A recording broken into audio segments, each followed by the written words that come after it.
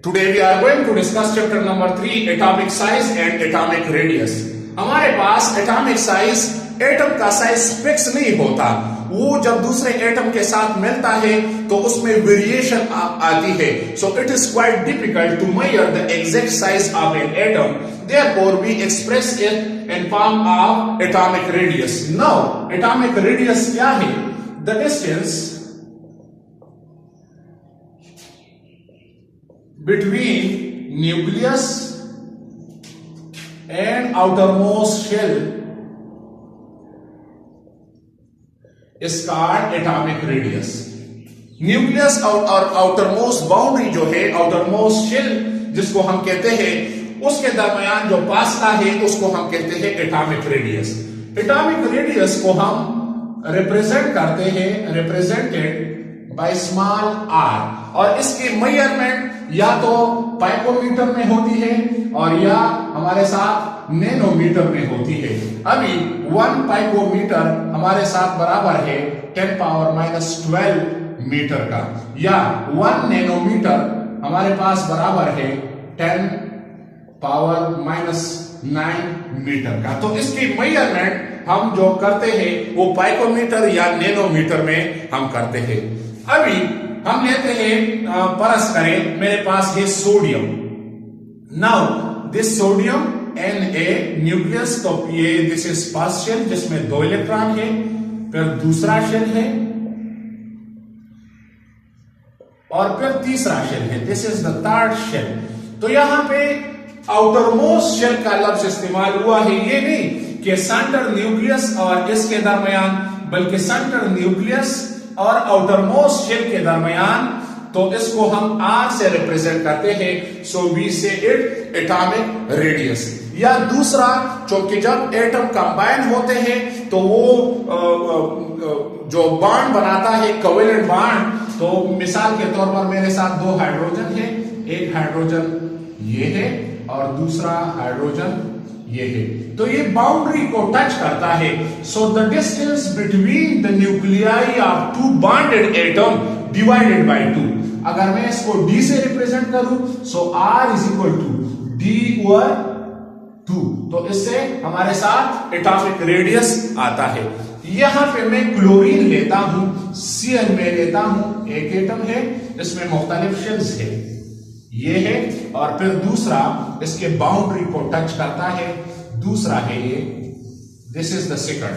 So the distance between these 2 chlorine atom, between nuclei of 2 chlorine atom, हमारे साथ ये बराबर है 199 पाइकोमीटर का.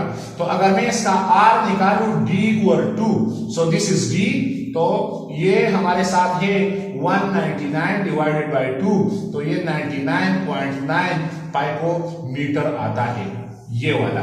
सो the distance between nuclei of 2 bonded atom divided by 2, इससे भी हम जो है एटॉमिक रेडियस कैलकुलेट कर सकते हैं. नाउ एटॉमिक रेडियस का पीरियोडिक टेबल में ट्रेंड क्या है?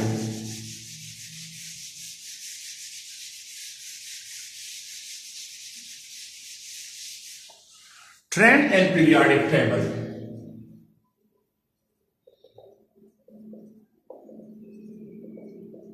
पीरियोडिक टेबल में इसका ट्रेंड क्या है?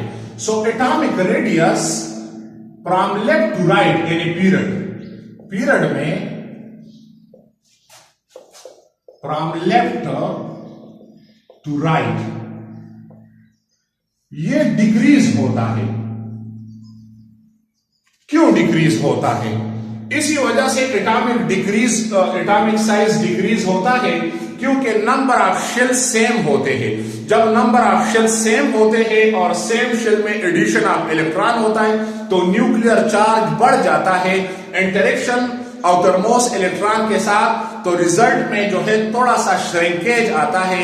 That is why the atomic radius decreases from left to right. अगर मैं ले लूं सेकंड पीरियड में ले लूं, तो सेम एडिशन, लिथियम है, तो लिथियम में हमारे पास है पहले शेल में 2 इलेक्ट्रॉन और दूसरे शेल में हमारे पास है ये 1 इलेक्ट्रॉन. फिर दूसरा इसके साथ है बेरिलियम में ले लूं, तो बेरिलियम पहले शेल में 2 इलेक्ट्रॉन और दूसरे शेल में फिर 2 इलेक्ट्रॉन आ जाते हैं। फिर मैं लेता हूं यहां पे बोरान, तो बोरान पहले शेल में 2 इलेक्ट्रॉन और दूसरे शेल में 3 इलेक्ट्रॉन। तो नंबर ऑफ शेल सेम है। अगर मैं यहां पे ले लूं कार्बन, तो पहले शेल में 2 इलेक्ट्रॉन और दूसरे शेल में 4 इलेक्ट्रॉन। इसी तरह nitrogen and so on. So due to addition of electron to same shell, force of attraction between nucleus and outermost shell ये इंक्रीज हो जाता है, जिसकी वजह से थोड़ा इसका साइज जो है ये रिड्यूस हो जाता है और पीरियड्स में हमारे साथ एटॉमिक साइज डिक्रीज होता है। अगर हम टॉप टू बॉटम ग्रुप की बात करें, टॉप टू बॉटम की तरफ हम आए तो ये इंक्रीज होता है। Why increases? क्योंकि rapid increase in number of shell occur. अगर मैं फर्स्ट ग्रुप ले लूं, मेरे पास है फर्स्ट ए ग्रुप, तो इसमें हाइड्रोजन है, हाइड्रोजन में 1 इलेक्ट्रॉन 1 शेल है। फिर दिस इज हाइड्रोजन। फिर मैं लिथियम लेता हूं, तो लिथियम में पहले शेल में 2 इलेक्ट्रॉन और दूसरे शेल में 1 इलेक्ट्रॉन। फिर मैं लेता हूं सोडियम, लेता हूं 11 एटॉमिक नंबर, तो दिस इज सोडियम। तो पहले शेल में 2 इलेक्ट्रॉन, दूसरे शेल में 8 इलेक्ट्रॉन और तीसरे शेल में 1 electron. So the distance between nucleus and outermost shell rapidly increases. So we say it that in a group from top to bottom the atomic radius increases.